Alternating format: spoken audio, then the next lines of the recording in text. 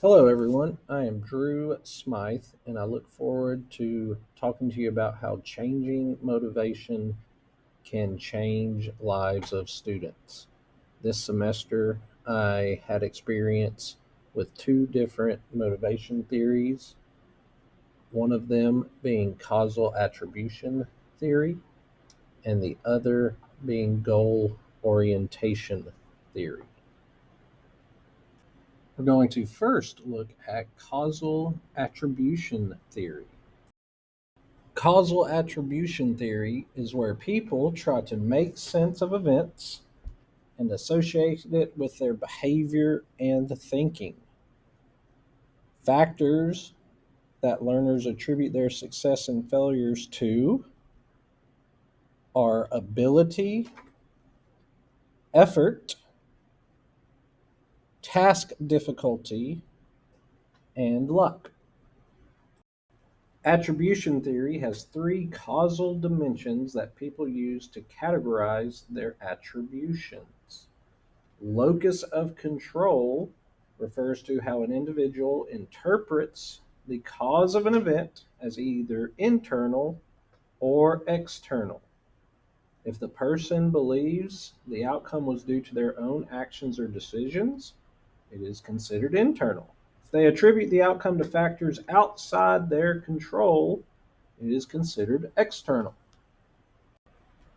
Locus of stability refers to how an individual perceives whether the cause of their experience can change or not. If the person believes it can change, it is unstable.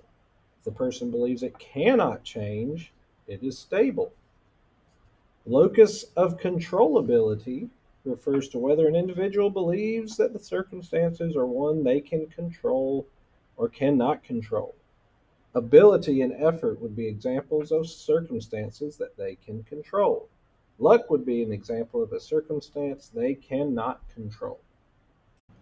I would like to share a story about a student whom I will call Trevor. Trevor is a sophomore who usually managed school well, an above average student with math grades that hovered around a 70 and social studies scores solidly in the high B to mid A range.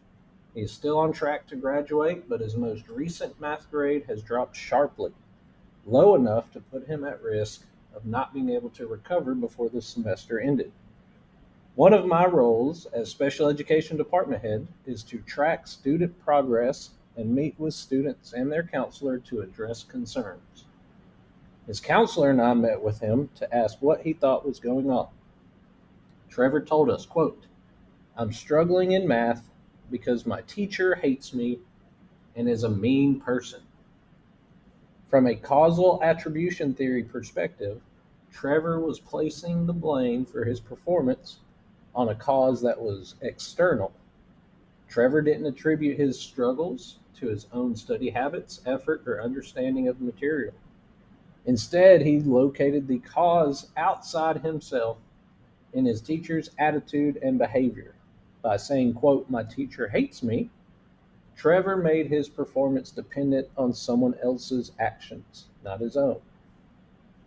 Two, stable. Trevor described the cause, his teacher being a mean person, as something enduring and unchanging.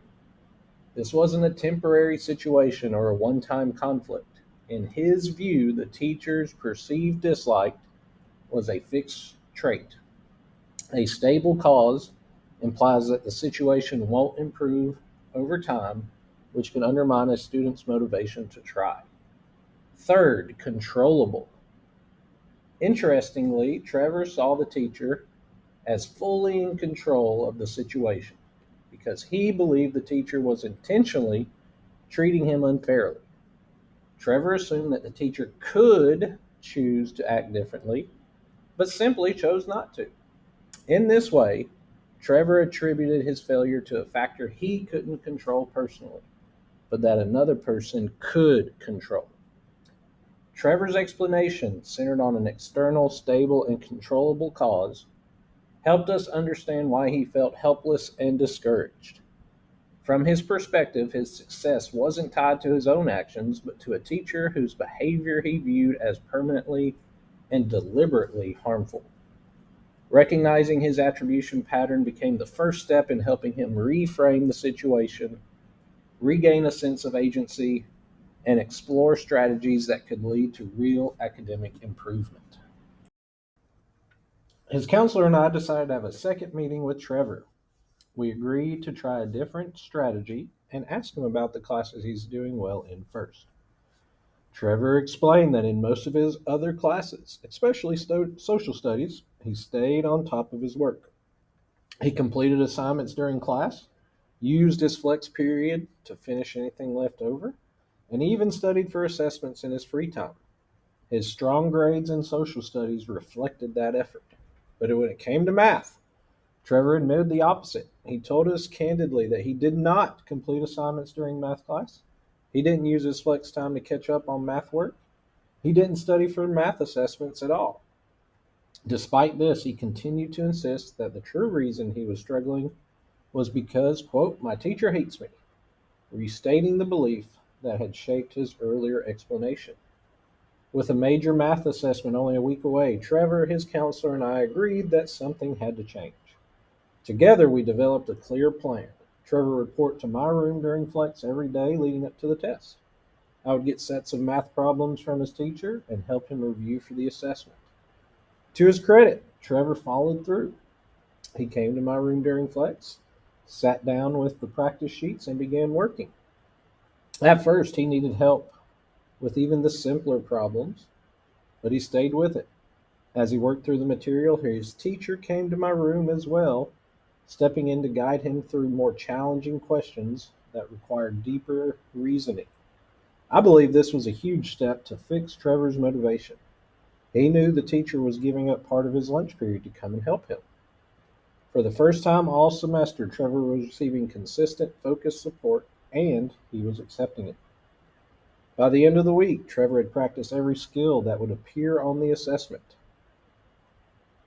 After taking the exam, Trevor asked to speak to me and his counselor again. Trevor had earned the highest math grade he had received all year. For the first time in months, he looked relieved. Not because the teacher had changed, but because he had changed the way he approached the work. The improvement wasn't just a higher score, it was a step toward shifting his attributions from external blame to personal effort, and toward realizing that his actions had a powerful impact on his outcomes. The second motivation theory that I want to discuss is goal orientation theory. A goal orientation is the underlying reason or purpose that motivates a person to take part in a task. Goal orientation refers to achieving competence in something and is not just setting goals for oneself. There are two different types of goal orientations. First is performance orientation, which involves demonstrating competence. The second one is mastery orientation, which focuses on developing competence. Each of these orientations can be divided into two subcategories: approach and avoidance.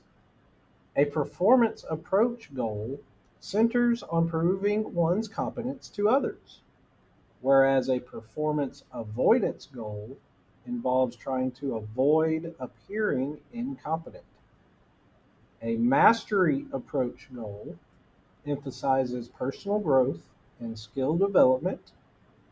A mastery avoidance goal focuses on avoiding misunderstanding or failing to fully master a task. Individuals who have mastery goals use effort attributions, have more enjoyment in tasks, and are more likely to try challenging tasks. Individuals who have performance goals use ability attributions, have less enjoyment in tasks, and are more likely to choose easier tasks. Now, I would like to share a story about a student whom I will call Sarah. Sarah had never been the kind of student who drew attention at data team meetings. My school has a data team that meets every week to discuss students who are failing classes. The purpose of this team is to identify students who are struggling and develop a plan to support them. Sarah is a junior. She had moved through her first 2 years of high school successfully, earning strong grades in nearly all her classes. Math, especially, had always been her strength. That's why it caught everyone off guard when her name appeared on the failing student list at midterm. The data team meeting felt unusual with Sarah's name on the agenda. In 3 of her 4 classes, she was doing well. But in math, her strongest subject historically, she was failing.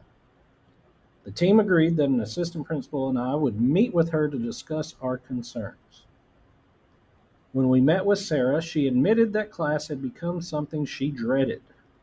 Her anxiety would spike the moment she walked through the door. The new material felt harder than anything she remembered from her freshman or sophomore year. And instead of building her confidence through practice, her frustration made her shut down. One detail showed out. She never showed her work. In that moment, Sarah's mindset became clear. According to goal orientation theories, students approach learning with different goals. Sarah wasn't trying to outperform others, nor was she avoiding effort. Her fear was deeper. She was trying to avoid revealing a lack of mastery in a subject where she had once excelled. This was proof of a mastery avoidance orientation. A student wants to avoid misunderstanding, avoid making mistakes, and avoid the feeling of getting worse at something they were once good at. And for Sarah, this fear had become paralyzing. The first step was simple but significant. She agreed to begin showing her work on every math assignment. We talked about mistakes, too, not as evidence of failure, but as part of learning. I reminded her that when she got a problem wrong, she could reframe her thinking by adding one small word: I don't know it yet. This didn't erase her anxiety, but it gave her a way to face it rather than run from it. The next day, Sarah came to our check in with her math notebook in hand. For the first time all semester, she had shown her steps, even when she wasn't sure she had tried. Her effort was undeniable. I immediately gave her a PBIS reward, not just for the correctness of the problems, but for the shift in strategy and mindset. After reviewing her notebook, I handed her a set of practice problems her teacher had prepared. Sarah glanced at them and asked, Can I try these on my own first? That question, simple as it was, marked a turning point. She was no longer avoiding the work, she was leaning into it. The next morning, she found me again. She handed out the practice pages, each problem carefully completed, each step written out. I gave her another PBIS reward, reinforcing her effort and the courage it took to confront the very thing she had been avoiding. Her teacher soon reached out as well, offering positive feedback on her improvements. Slowly, steadily, her math grade began to climb. It wasn't a sudden transformation, but a consistent rise, fueled by a shift from fear of mistakes to acceptance of learning. Sarah's journey throughout the semester provides a clear example of how goal orientation influences student behavior, emotional responses, and academic performance. At the beginning of the grading period, Sarah exhibited a mastery avoidance orientation characterized by her desire to avoid misunderstanding or performing worse than she had in the past. Because math had always been her strongest subject, any struggle felt threatening to her sense of competence.